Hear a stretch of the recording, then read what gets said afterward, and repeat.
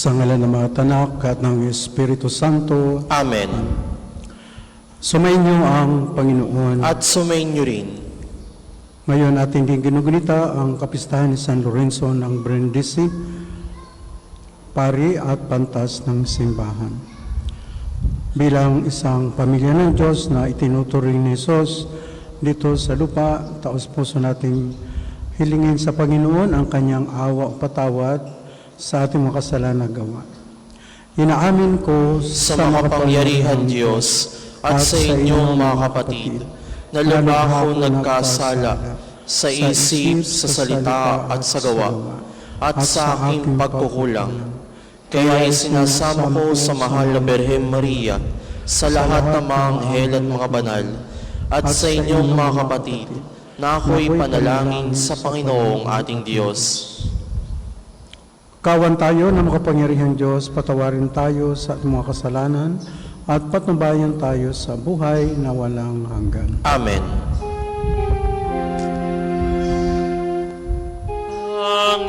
Panginoon, kawaan mo kami. Panginoon, kawaan mo kami. Kristo, kawaan mo kami. Kristo, kawaan mo kami. Panginoon, kawaan mo kami. Panginoon, kawaan mo kami.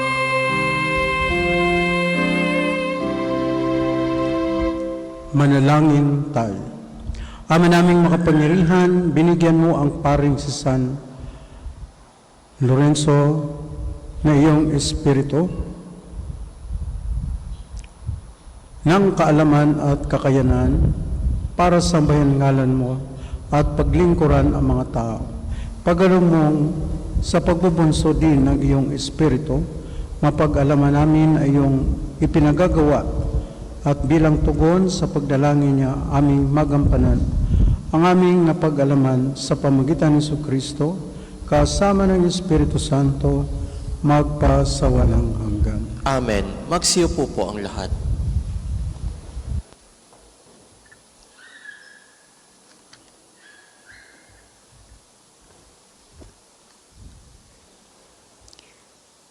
Pagbasa mula sa aklat ni Propeta Mikas. Patnubayan mo ang iyong bayan, Panginoon, ang bayan na iyong hinirang. Nag-iisa siya sa gitna ng matabang lupain. Bayaan mo silang manirahan sa magandang pastulan ng Basan at Galaad. Magpakita ka sa amin ng mga kababalaghan, tulad nung ilabas mo sa Ehipto ang iyong bayan. Wala nang ibang Diyos na tulad mo. Pinatatawad mo ang mga kasalanan ng nalabi sa bayan mong hinirang. Hindi ka nagkimkim ng galit. Sa halip ay ipinadarama mo sa kanila ang tapat mong pagmamahal. Muli kang mahahabag sa amin. Lilimutin mo ang mga pagkakasala namin at ihahagis sa kalaliman ng dagat. Ipamamalas mo ang iyong katapatan sa Israel at ang walang maliw na pag-ibig sa angka ni Abraham. Gaya ng iyong ipinangako sa aming mga magulang mula pa ng unang panahon. Ang salita ng Diyos. Salamat sa Diyos. Ang tugon po sa Salmo, pag-ibig mo'y ipakita, iligtas kami sa dusa. Pag-ibig mo ipakita, iligtas kami sa dusa. Ikaw, O Poon, naging mapagbigay sa iyong bayan. Pinasagana mo't muling pinaunlad ang bansang Israel. Yaong kasamaan ng mga anak mo'y nilimot mong tunay. Pinatawad sila sa nagawa nilang mga kasalanan. Ang taglay mong puot sa ginawa nila'y iyon ang inalis. Tanilakdan mo na ang iyong nilimot, ang matinding galit. Pag-ibig mo'y ipakita, iligtas kami sa dusa.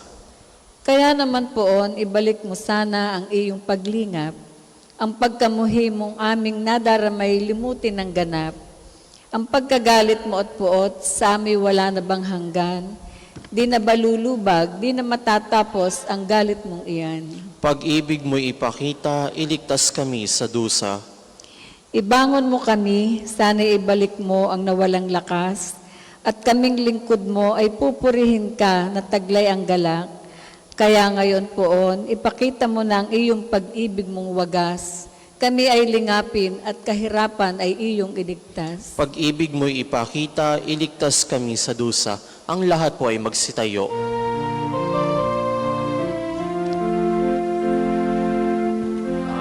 Alleluia, Alleluia, Alleluia. Ang sakin at mamahal, tutupad sa aking aral. Ang at ako'y mananahan. Alleluia, Alleluia, Alleluia. Sumainyo ang Panginoon. At sumainyo rin. Ang mabuting balita ng Panginoon ayon kay San Mateo. Papuri sa iyo, Panginoon. Noong panahon iyon, samantalang nagsasalita pa si Jesus, dumating ang kanyang ina at mga kapatid. Naghihintay sila sa labas at ibig siyang makausap. May nagsabi sa kanya, "Nasa labas po ang inyong ina at mga kapatid at ibig kayong makausap." Ngunit sinabi ni Jesus, "Sino ang aking ina at sino-sino ang aking mga kapatid?" Itinuro niya ang kanyang mga alagad at sinabi, "Ito ang aking ina at mga kapatid. Sapagkat ang sinumang sumusunod sa kalooban ng aking amang nasa langit, ang siya kong ina at mga kapatid." Ang mabuting balita ng Panginoon. Pinupuri ka namin, Panginoong Heso Kristo. Okay, so para lamang tayo mapalagay sa ating mga kasama, atin muna mabatiin parang welcome na rin, no? Lalo na may mga katabi. Pakisabi sa katabi mo, "Kapatid, ako'y masaya naging katabi kita." Okay. "Kapatid, ako'y masaya na naging katabi kita." Okay, so mukhang hindi tayo nasanay, pero maganda po na tayo ay palagay talaga sa ating kasama, no? Maganda pag tayo ay nakakangiti, nakakaiwas tayo ng stress sa buhay, no? Sa mga pagbasa natin ngayon, o lalong-lalo na sa mabuting balita, nung si Jesus ay nagtuturo nga sa sinagoga, dumating ang Mahal na Birhen Maria at kanyang mga pinsan, no? Yung kanyang mga kamag-anak o malapit sa kanyang buhay dahil sila ay mga kamag-anak ni Jesus. Nung sanabihan siya ng isang tao na, "Nariyan ang inyong ina at mga kapatid, gusto kanilang makausap." So dito, sinagot lamang siya ni Jesus, "Sino nga ba ang aking ina? Sino nga bang aking mga kapatid?" Itinuro ngayon ni Jesus ang mga disipulo niya at mga alagad. "Ito ang aking ina at mga kapatid. Ang sinumang nakikinig sa aking salita at tumutupad sa kalooban ng aking amang nasa langit ay siya ang aking ina at mga kapatid." So dito maliwanag na talagang pinapalawak ni Jesus ang kanyang pagkilala, no? Sa pamilya ng Diyos dito sa lupa. Hindi lamang niya itinuturing ang sariling dugo niya, ang Mahal na Birhen Maria, kundi ang lahat ng mga tao na nakikinig sa kanyang salita, isinasabuhay ito at sumusunod sa kalooban ng amang nasa langit.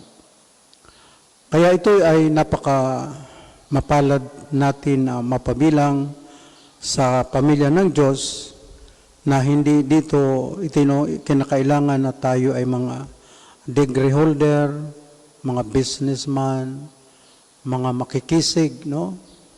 Hindi dito mahalaga sa Panginoon yung ating mga kagalingan na ikaw ay isang senador, ikaw ay gobernador at ibang mga presidente pa. Ang para sa Panginoon, ang sino mang makinig sa kanyang mga salita at isabuhay ito, tanda ng pagtupad sa kalooban ng amang nasa langit, ay ang ituturing niya na kabahagi, kamembro ng pamilya ng Diyos dito sa lupa.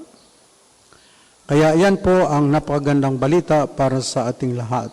Bagamat siyempre, alam natin na nung itinuturo sa katekism na pag tayo ay nabinyagan na sa binyag na iniutos ni Jesus, hindi lamang tayo, kasi yan ang utos ni Jesus sa mga alagad, bago siya umakyat sa langit. Humayo kayo, ipahayag ang mabuting balita sa lahat ng bansa. Gawin silang lahat ng mga alagad ko. Binyagan sa ngalan ng Ama at Anak at ng Espiritu Santo. Ang mabinyagan ay maliligtas. Ang hindi sumampalataya ay parurusahan. So dito, tinuturo sa atin na sa binyag tayo ay tinuturing na mga kabilang sa pamilya ng Diyos.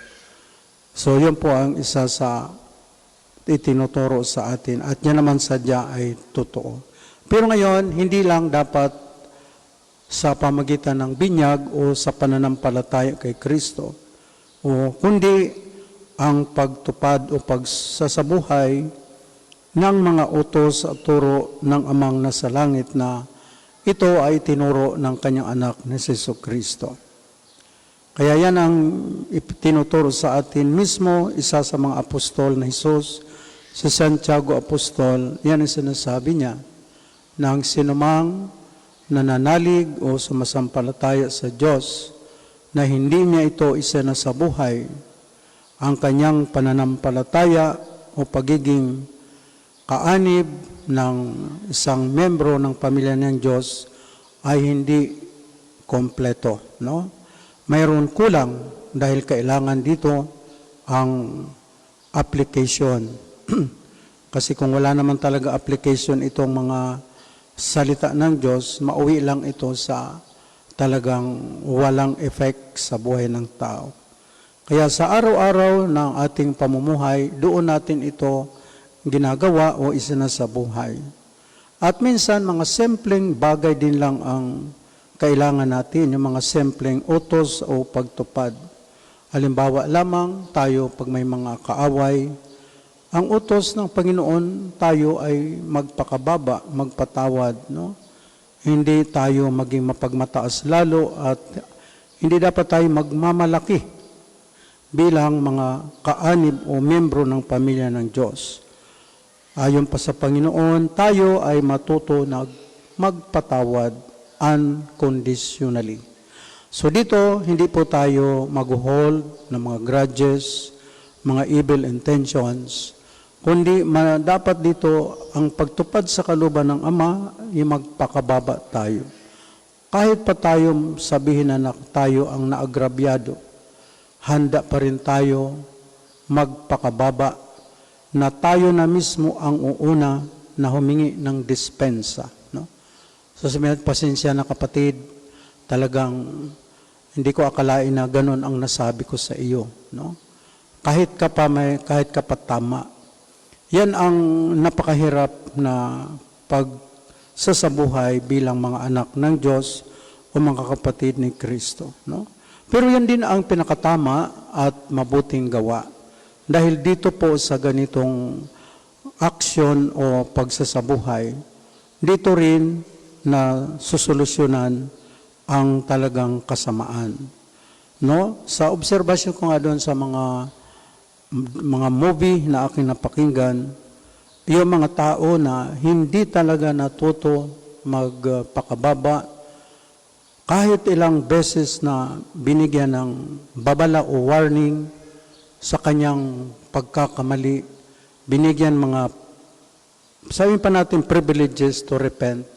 Pero towards the end, iginigiit pa rin na makapaghiganti, na mapatay yung kanyang kaaway o mawasak yung kanyang mga naging kaaway. At kahit pa membro ng pamilya. So towards the end, dahil yun na nga ang kanyang isip at puso, yun na rin ang nakita ko na nagpapahamak o sumisira sa kanyang buhay. No? Yung naging kaaway niya mga kapatid, nagbigay na ng palugit o pagpapatawad o privileges. Pero itong medyo na agrabyado, ayaw. Gusto pa rin niya na makapaghiganti, gagawa ng iba't ibang paraan para mapatay lamang yung kanyang kapatid.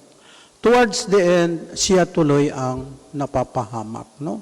Hindi lang yung sarili niya, the whole family, the whole clan.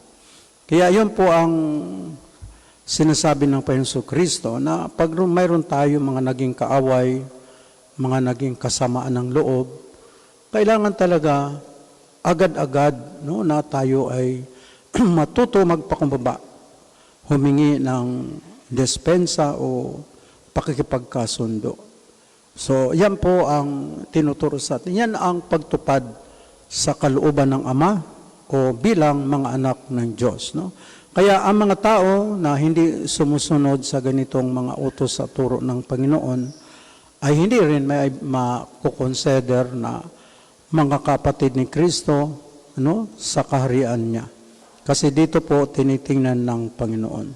Kaya yan ang itinuturo sa atin na wala masyadong maraming requirements ang kailangan na maging membro tayo o kilalanin tayo ng Diyos na kanyang pamilya o mga kapatid ni Jesus. Yun lang, we should just be humble, maging masunurin tayo.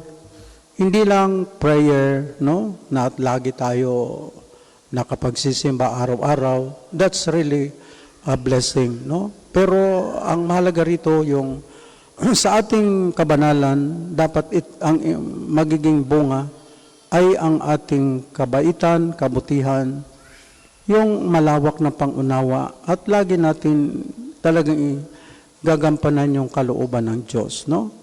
Ako nga nung may nakausap na isang mga nagiinom at nung nakainom na nga, tumagay pa rin ako kasi gusto nila uminom din. Tagay-tagay din ako.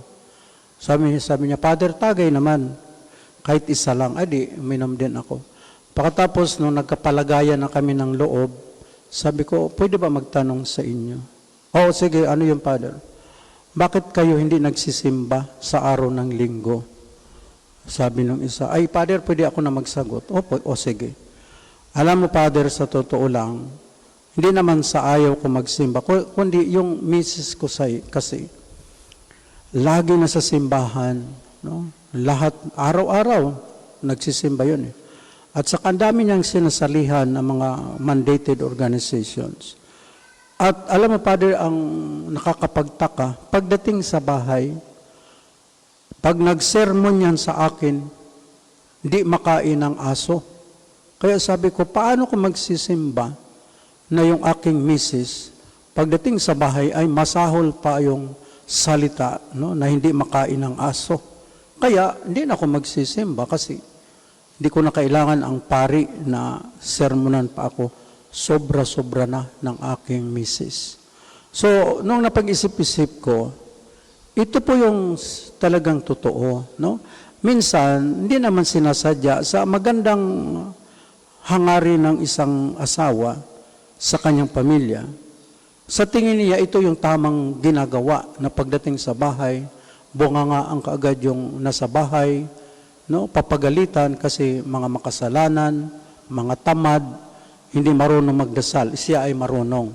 So actually, this is really wrong. Dapat talaga pagdating sa bahay, mararamdaman ng pamilya yung awa, yung pagmamahal, yung pangunawa. At hindi dapat maririnig yung masamang salita. No?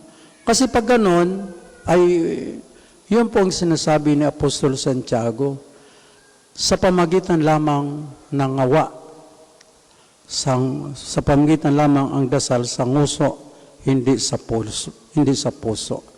Kaya yun po ang ating talagang tatandaan. Kasi yan ang ginagawa ng mga Parisiyo at mga eskriba. No? Anong sabi ni Jesus? Ayaw ko, hindi ko kailangan ang inyong mga handog na mga susunugin. Hindi ko kailangan inyong mga material na mga offering. Ang kailangan ko ay inyong awa, ang inyong habag sa mga mahihirap, sa mga taong talagang nangailangan ng awa mula sa Panginoon. Kayo dapat ang mga kasangkapan nito.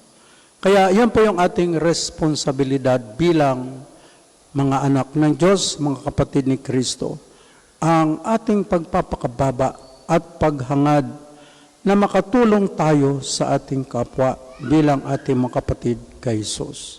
Siguro sa ating buhay, marami naman tayo na mga naging kaaway. Minsan, ang ating kaaway, yung ating lang asawa, no? Yung inyong mga misis o mister. Marami mga mag-asawa hindi nagpapatawad sa isa't isa. Ay tapos, magkukumunyon tayo. Ano bang sabi ni Jesus? Pag naalala mo na yung inyong asawa kaya na hindi mo iniimikan na matagal na, ay dapat di ka magkukumunyon. Puntahan mo yung asawa mo, may makipagkasundo ka, patawarin mo siya. No? Yakapin mo siya, mahalin mo siya. At saka ka lang magsimba uli, magkumpisal para mabigyan ka ng absolution at patawarin ka ng Panginoon. Alam mo yung iba, wala. Hiwalay. Naghiwalay. Hindi naman sila nagkaroon ng annulment. So, magkukumunyon din.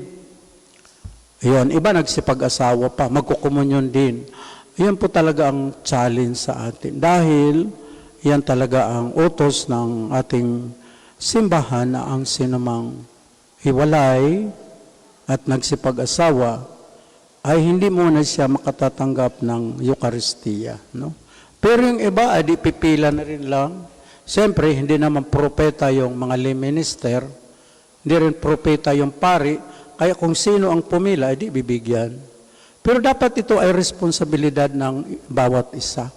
Yung sarili niya, na alam niya na hindi ito tama, kailangan makipagkasundo muna para yung biyaya ng katawan at dugo ni Kristo ay lalong makapagpababanal sa tao. Kasi pag hindi, yun na rin ang magpapahamak. No?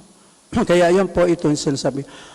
Madali sabihin na ako'y anak ng Diyos, no? Ako'y kapatid ni Kristo. Pero tingnan natin yung ating pang-araw-araw na gawain. Yun na lang po. Minsan tayo, sa inyo po, yung may mga kasambahay, mga katulong, paano ba ninyo tinatrato inyong mga katulong halimbawa? You treat them really as your equal o mas mababa ng sobra sa inyo, na halos wala ka ng paggalang sa kanila kahit binabayaran mo yan. No? Kahit sinusweldohan mo yan. Pero pag nakamura ka, sobra pa. No, hindi po maganda yon. Kaya dito po masasalamin yung ating pagiging mga anak ng Diyos. Dito po talaga tayo tinuturoan ng Panginoon na ang totoong mga anak ng Diyos ay nagpapakababa. Hindi mo ipinagmamalaki yung iyong yaman, inyong karunungan, katalinuhan. Lalo ka nagpapakababa kasi si Jesus mismo, Diyos na siya, naging tao, nagpakababa para matutunan natin. Siya ay anak ng Diyos at itinuturing tayo na kapatid ni Kristo. Si Jesus, hindi po siya nagmamalaki. Lagi siya nagpapakababa. Nakikisalamuha siya sa mga tinatawag makasalanan. Kasi gusto niya na maakit niya ang mga nagkasala at sa pamagitan ng kanyang kabanalan at kabaitan, doon po sila na-attract, no? Doon po sila na papalapit sa Panginoon. At hindi niya ito kinukundi na sila. Sila ay minamahal ni Jesus, pinapatawad, pinapagaling, lahat ng kabutihan. Kaya yan po ang isa sa tungkulin natin bilang itinuturing ng mga kapatid ni Kristo, mga anak ng Diyos dito sa lupa.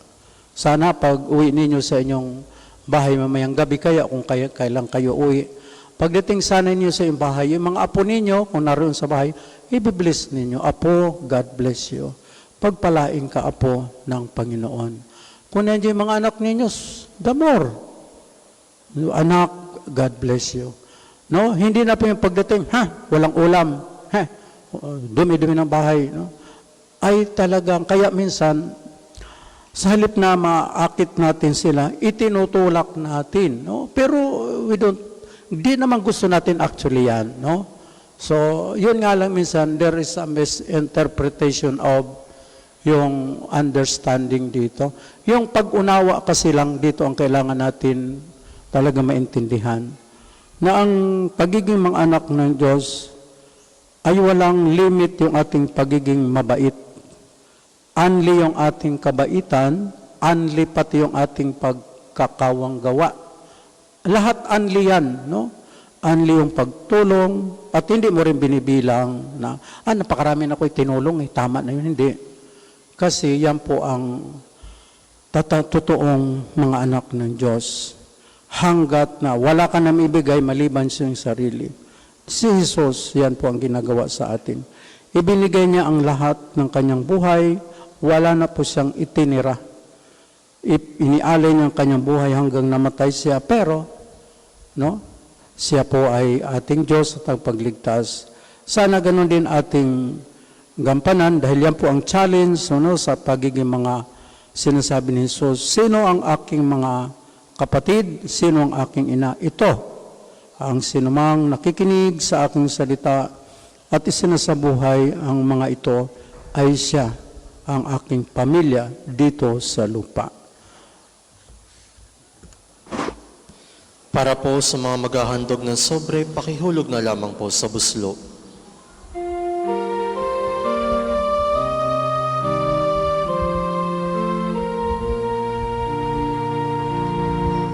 Handog namin sa inyo, Ama, ang tinapay at alak na ito. Handog ng bayang umasa, masambat at laman sa'yo.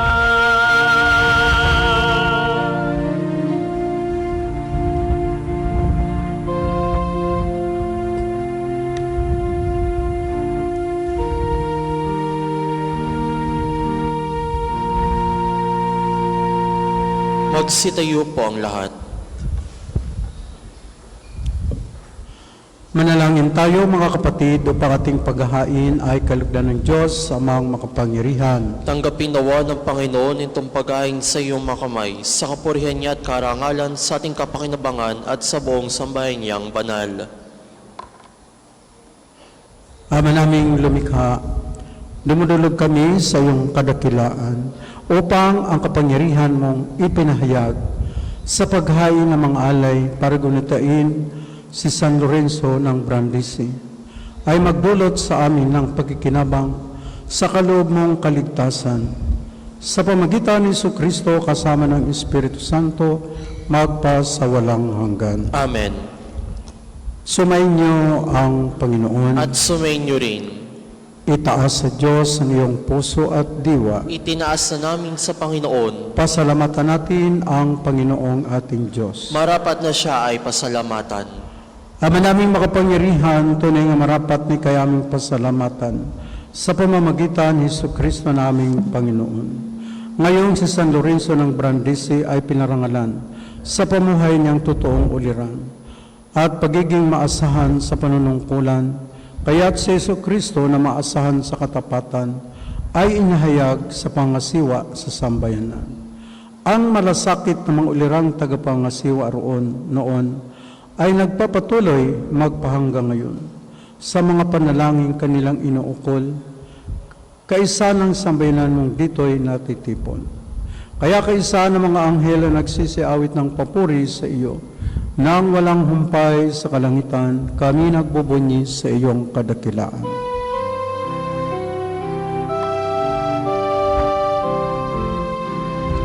Santo, Santo, Santo, Panginoong Diyos ng mga hukbo, napupuno ang langit at lupa, nakadakilaan mo.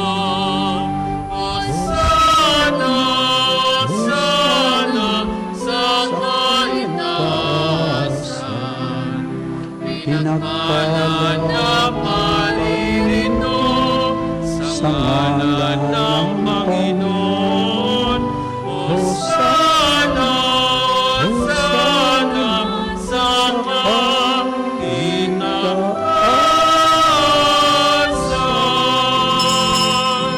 Kung hindi po kayo lumuhod, ay manatili pong nakatayo ng may paggalang. Ama naming banal, ikang bukal ng tanang kabanalan, kaya't sa pamagitan ng Espiritu, gawin mong banal ang mga kaloob na ito upang para sa amin, maging katawan at dugo ng aming Panginoong Jesucristo. Bago niya pinagtiis ang kusang loob na maging handog, hinawakan niyang tinapay, pinasalamatan kanya. Pinaghati-hati na iyon, inaabot sa kanyang mga alagad at sinabi, tanggapin ninyong lahat ito at kanin. Ito ang aking katawan na handog para sa inyo.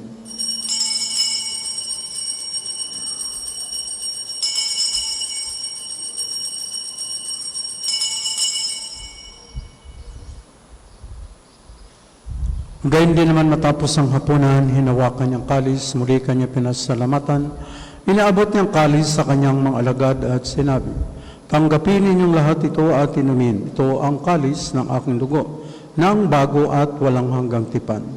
Ang aking dugo ay ibubuhos para sa inyo at para sa lahat sa kapagpapatawad ng mga kasalanan. Gawin ninyo ito sa pag-alaala sa akin.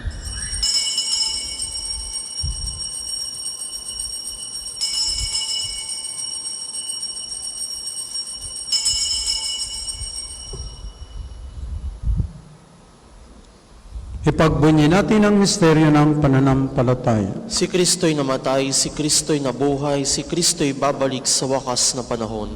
Ama, ginagawa namin ngayon ang pag-alala sa pagkamatay at muling pagkabuhay ng iyong anak. Kaya tinali namin sa iyo ang tinapay nagbibigay buhay at ang kalis na nagkakaloob ng kaligtasan.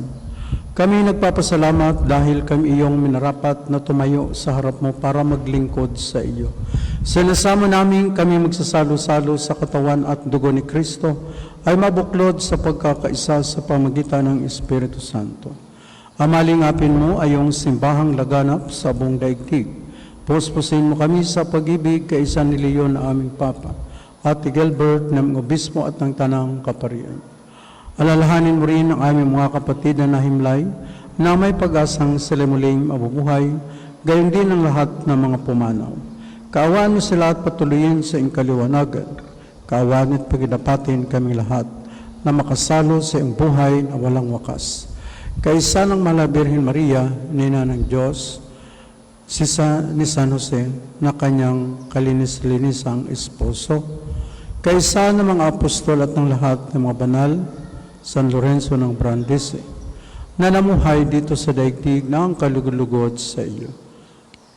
May pagdiwang naman namin ang pagpupuri sa ikararangal mo sa pamagitan ni anak na aming Panginoong Hesu Kristo.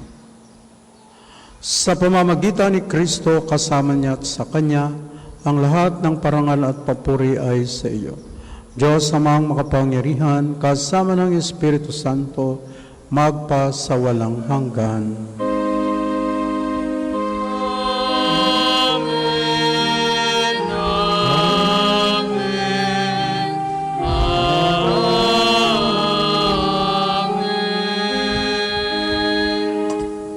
Sa tagubilin, mga kagaling na utos sa turo ni Jesus na Panginoon natin at Diyos, ipahayag natin ang lakas loob.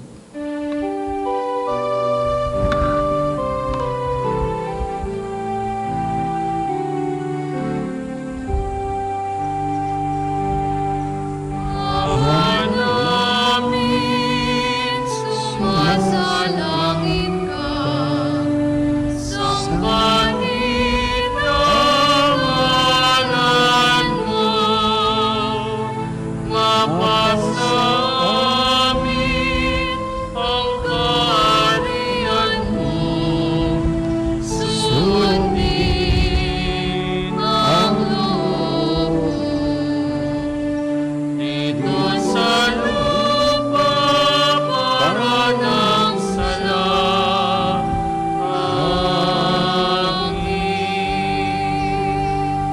Bigyan mo kami ngayon ng aming kakanin sa araw-araw at patawarin mo kami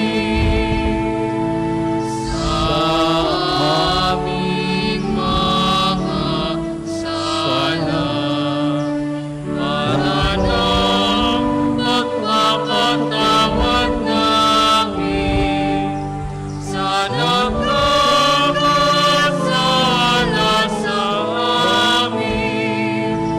At huwag mo kaming ipaintulad sa tukso at ianiya mo kami sa lahat ng masama.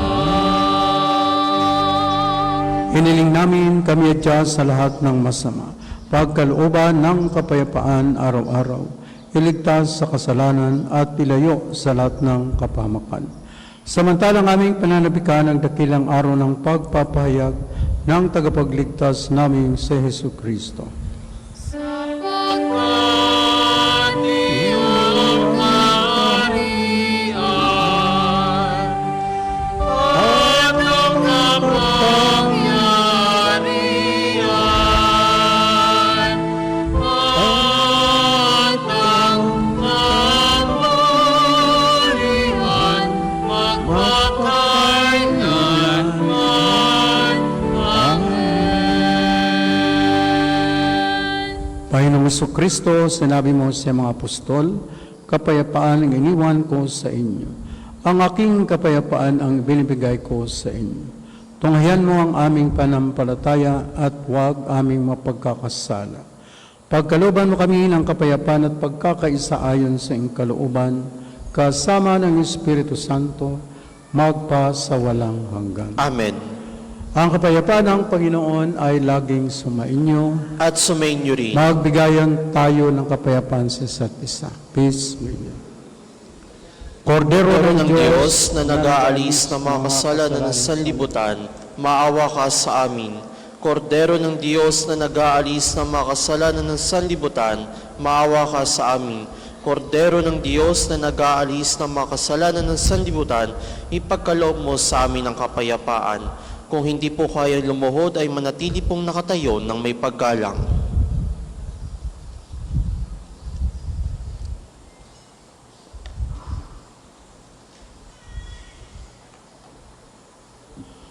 Ito ang kordero ng Diyos na nag-alis ng mga kasalanan ng sanlibutan. Mapalad ang miniyahan sa kanyang piging. Panginoon, hindi ako karapat-dapat na magpatuloy sa iyo, ngunit sa isang salita mo lamang ay gagaling na ako.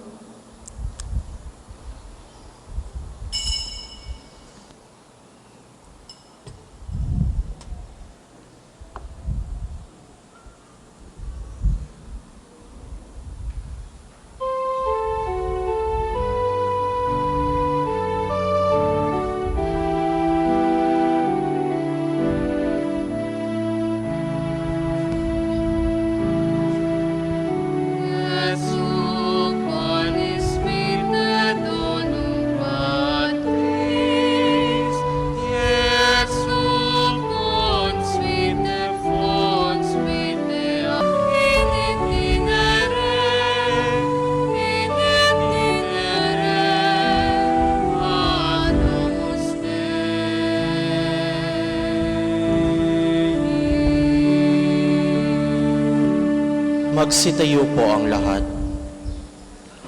Manalangin tayo.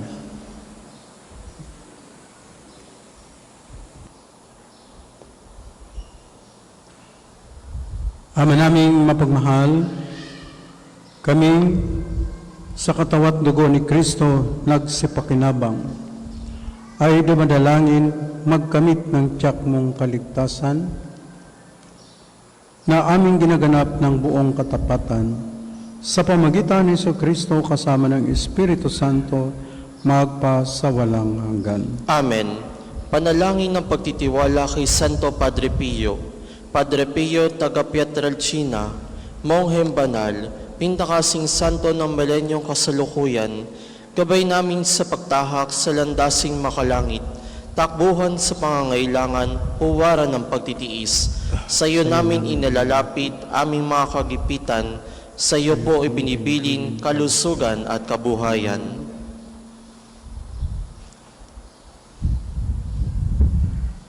Di man karapat-dapat, kami po ay pagbigyan, bendisyonan at basbasan, maging ganap sa buhay. Lumayo nawa kami, umiwas sa kasalanan, lumapit lagi sa Diyos, maging matatag at matibay. Sa mabuting balita ng pagliligtas, turuan mo kami nawa, sa tuwin na ay makinig, magnilay at sumampalataya. Amin pong pakiusap itong mga kahilingan, puso ay nagsisisi, nagtitikang taimtiman, di na muling magkasala, sunod lagi sa Diyos Amang, kaisa ng Espiritu at ni Jesus na tagapamagitan. Amen. Ang lahat po ay magsiupo muna para sa mga patalastas. Una, sa inyong pagdalaw sa pambansang dambana, mangyaring pakingatan ng inyong mga personal na gamit. Hangad namin ang isang matiwasay at maayos na pagbisita sa National Shrine. Ikalawa, nais po namin ipagbigay alam sa inyo na ang Padre Pio Healing Bundle ay available sa ating mga tindahan. Ang langis na kasama nito ay may halo ng langis na mula sa puno ng olibo na binasbasan ni Padre Pio nung siya'y nabubuhay pa. Naway maging daan ang ating healing bundle sa pagkakamit ng kagalingan mula sa Diyos. Ikatlo, inaanyayahan ang lahat ng nagnanais maging kasapi ng Konferadiya ni Santo Padre Pio, isang samahan na nangunguna sa pagdarasal at debosyon sa Kanya. Kayo po ay makipag-ugnayan lamang sa ating opisina para sa pagpapalista at mga detalye. Ikaapat, sa darating na July 23 ay araw ng pagpapagaling ng Panginoon sa pamamagitan ni Padre Pio. Ang mga oras ng healing mass at healing liturgy na may paggagawad ng langis ay sa 9 ng umaga at 5 ng hapon. Kayo at ang inyong may sakit ay inaanyayahan. Kaugnay po nito, mula 8 ng umaga hanggang 3 ng hapon, patuloy natin ipagkakalob sa inyo ang iba pang mga gawain ng pagpapagaling tulad ng spiritual counseling direction, medical assistance, legal counseling, psychological support, family and marital counseling, feeding program, dental services at acupuncture. Layunin natin magkaroon ng pangkahalatang kagalingan, lalo't higit ang mga kapatid nating mahihirap at kapuspalad. Sa mga lubos na nangangailangan ng pagkonsulta, kayo po ay makipag-ugnayan na sa opisina ng parokya. Ang susunod pong misa ay sa ganap na 12 ng tanghali. Maraming salamat po at mangyaring panatilihin natin ng kalinisan, katahimikan at diwa ng pananalangin sa loob at labas ng ating mga simbahan. Magsitayo na po ang lahat para sa pagbabasbas ng religious articles. Manalangin tayo. Mga kapatid, manalangin tayo sa Diyos sa mga makapangyarihan upang tayo ay maging kawangis ni Kristo sa taimtim na pagdalangin sa tulong ng mga larawan at dasalan. O Diyos, Ikaw ang bukal ng lahat ng pagpapala at biyaya. Ibuhos mo ang inyong bendisyon sa ngalan ng Ama at Anak at ng Espiritu Santo sa mga gamit na ito at sa pananalangin, mga rosaryo, imahin, dasalan na nagpapalaala ng iyong kabutihan, kabanalan at pagmamahal sa amin. Upang ang lahat ng dumulog at magdasal gamit ang mga ito ay magtamo ng iyong awa at biyaya. Lubin mong tularan namin ang kabanalan aral ni Kristo at ng mga santo magpa sa walang hanggan. Amen. Ama namin, sumasalangit ka, sambahin ang ngalan mo, mapasa amin ng kaharian mo, sundin ng loob mo dito sa lupa para ng sa langit. Bigyan mo kami ngayon ng aming kakanin sa araw-araw at patawarin mo kami sa aming mga sala para ng pagpapatawad namin sa mga nagkakasala sa amin at huwag mo kaming ipahintulot sa tukso at iadiya mo kami sa lahat ng masama. Amen. Aba, Ginoong Maria, napupuno ka ng grasya, ang Panginoon Diyos ay sumasa iyo. Buot kang pinagpala sa babaeng lahat, at pinagpala naman ng iyong anak na si Jesus. Santa Maria, Ina ng Diyos, ipanalangin mo kaming makasalanan, ngayon at kung kami mamatay. Amen. Luwalhati sa Ama, at sa Anak, at sa Espiritu Santo, kapara noong unang-unang, ngayon at magpa sa walang hanggan. Amen.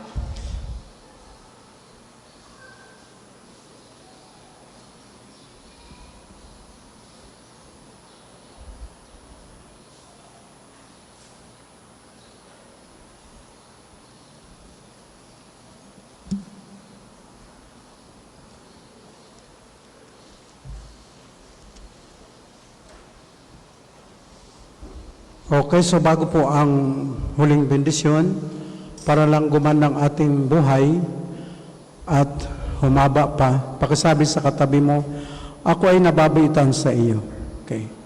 Sa katabi mo, ako ay nababaitan sa iyo. Pakisabi naman sa katabi mo. Okay, so at samahan mo na rin ang ngiti, no? Smile naman, no? Para lalo gaganda ang buhay, sasagana pa, hahaba pa, no? Yun po importante. Sumainyo ang Panginoon. At sumayin niyo rin. Pagpalain kayong lahat ng makapangyarihang Diyos, Ama at Anak at Espiritu Santo. Amen. Natanggap na natin ang Panginoon sa pagdiriwang. Itinuturing tayo niya mga anak ng Diyos. Humayo na tayo, taglay na kanyang pag-ibig at kapayapaan. Salamat sa Diyos. Palakpakan natin po. Ayun at iba